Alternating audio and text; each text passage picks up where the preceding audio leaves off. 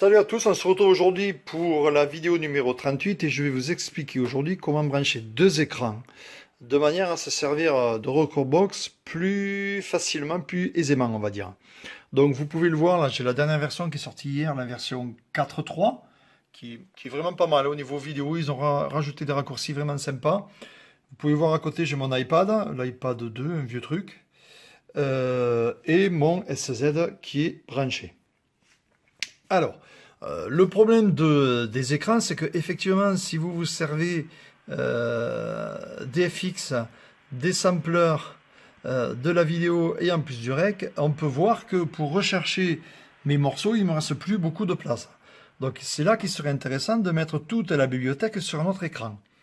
Donc, comment on fait? Ben, on fait avec AirDisplay. Donc je vais ouvrir AirDisplay. Vous voyez? Ça se présente comme ça. C'est une application gratuite qu'on met sur PC et sur Mac. Voilà, là je l'ai activé.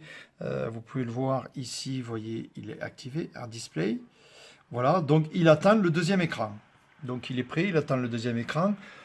AirDisplay marche en USB et en Wi-Fi. En Wi-Fi de maison ou Wi-Fi discothèque, ça marche.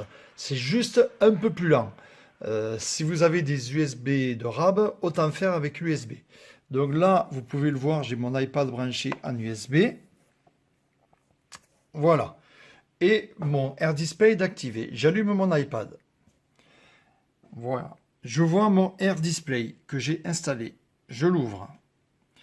Hop, il va reconnaître de suite mon Mac et il va ouvrir le fond d'écran. Hop, voilà. J'ai mon fond d'écran Mac. Qu'est-ce que je fais? À partir de là, je mets ma séparation d'écran. Hop, et voilà. Donc, je n'ai plus ma bibliothèque ici. J'ai tout mon matos, tous mes écrans d'activer tranquille pour bosser. Et sur mon iPad, j'ai mon navigateur. Le navigateur qui marche avec, vous voyez, j'active, je tourne ma molette de mon SZ, vous voyez, et je peux chercher, je clique, hop, et il m'a chargé le morceau. Vous voyez. Je peux faire aussi comme ça, je descends la molette, ou, vu que c'est un iPad, j'ai un écran tactile, je touche, et je charge le morceau sur la DEC 2. Hop, voilà.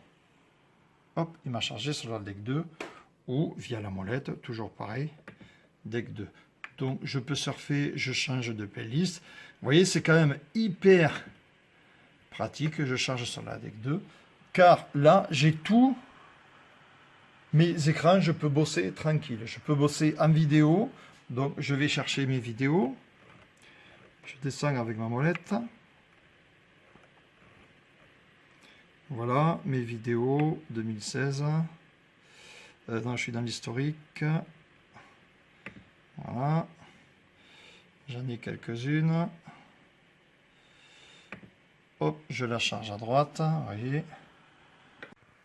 Voilà, donc comme vous pouvez le voir, j'ai chargé donc une vidéo qui tourne donc sur mon PC. Et depuis cette version 4.3, ils ont rajouté un fameux bouton qui est quand même vachement pratique. Je clique là et ça me met plein écran sur le deuxième écran. Donc en l'occurrence là, sur mon iPad, j'ai mon clip vidéo qui passe.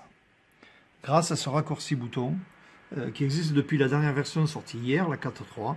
Voilà, plus des filtres en plus. Vraiment super sympa cette 4.3 au niveau vidéo. Ils ont rajouté des fonctions pas mal. Voilà, donc ça c'est la première option, branchement en USB. Si vous n'avez pas de Wi-Fi, vous branchez en USB, c'est hyper plus rapide qu'en Wi-Fi et très facile à configurer. Je reviens de suite avec le branchement en Wi-Fi avec le même logiciel AirDisplay. Donc me revoilà. Donc vous voyez mon iPad, il est branché donc en Wi-Fi. Vous avez l'icône ici qui est branchée, vous voyez, qui est allumée. Je suis connecté sur ma Livebox de la maison. J'ai mon iPad qui est lui aussi connecté, mon iPad, et donc comme vous pouvez le voir, j'ai débranché le câble USB, il n'y a plus de câble branché sur mon iPad. Voilà, donc j'ai les deux sur mon Wi-Fi maison. Alors, j'ai ouvert mon AirDisplay, j'allume mon AirDisplay sur mon iPad. Voilà, Et là, il attend la connexion. Il est prêt pour être connecté au computer, il attend. Alors autant avec le câble USB, ça se faisait tout seul. Autant là, il y a une petite manip à faire sur le PC et le Mac. Vous allez sur le AirDisplay, il voit l'iPad, je connecte. Voilà. Et là, vous pouvez voir que ça y est, j'ai mon écran qui est connecté avec mon iPad. Donc, je fais la séparation. Voilà. Je n'ai plus ma bibliothèque ici et je la retrouve sur mon iPad et ça marche très bien. Le seul truc, c'est que il y a un petit peu de latence. Quand, vous voyez, quand je bouge la molette, ça perd un peu de temps, mais il n'y a aucun problème. Je clique, hop, ça charge le morceau, vous voyez. J'en prends un autre, hop, ça charge, il n'y a aucun problème. Je commande avec mon iPad, avec mon SZ et il n'y a aucun problème.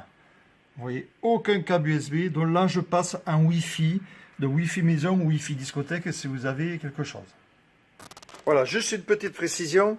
Il arrive que des fois, le deuxième écran, vous voyez, qu'on le sépare, ne se mette pas sur le pad. Donc on le prend, on fait glisser, hop, on le fait glisser, hop, on est sur la barre, on clique 2 fois, voilà, et il prend la taille de l'écran. C'est pas plus compliqué que ça.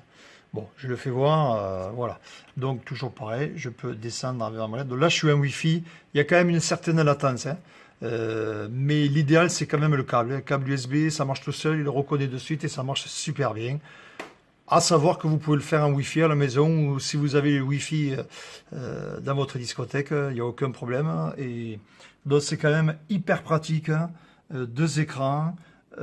Par USB, hein, évidemment, vous pouvez mettre un autre écran de PC, auquel cas vous branchez l'adaptateur sur la sortie vidéo de votre Mac ou de votre PC, ça marche aussi. Mais là, j'ai trouvé hyper pratique cette application en Wi-Fi, sans câble ou câble USB. C'est quand même vachement plus pratique. Voilà, merci. C'était donc comment configurer 2 écrans sur Mac. PC, c'est pareil, grâce à l'application AirDisplay. Qu'il suffit d'installer sur PC et sur Mac. Merci, au revoir.